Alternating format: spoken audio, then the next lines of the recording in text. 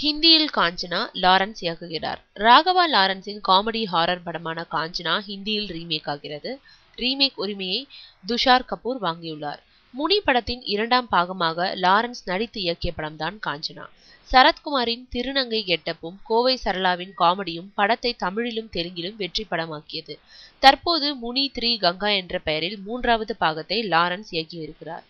தமிழ் தெலுங்கில் தயாராகும் இந்த படத்தில் லாரன்ஸுடன் டாப்ஸி, நித்யா மேனன், கோவை சரளா நடித்து வருகின்றனர். காஞ்சனா படம் வெளிவரும் முன்பே அந்த படத்தை ஹிந்தியில் ரீமேக் செய்ய பலர் ஆர்வம் காட்டுவதாக லாரன்ஸ் தெரிவித்திருந்தார். இப்போது ரீமேக் உரிமையை துஷார் கபூர் வாங்கியுள்ளார். விரைவில் படப்பிடிப்பை தொடங்க உள்ளது. ரீமேக்கையும் லாரன்ஸே இயக்குவார் என தெரிகிறது. படத்தில் நடிப்பவர்கள் இன்னும் உறுதியாகவில்லை. லாரன்ஸ் நடித்த வேடத்தில் அஜய் தேவ்கான் நடிக்க அதிக வாய்ப்புள்ளது.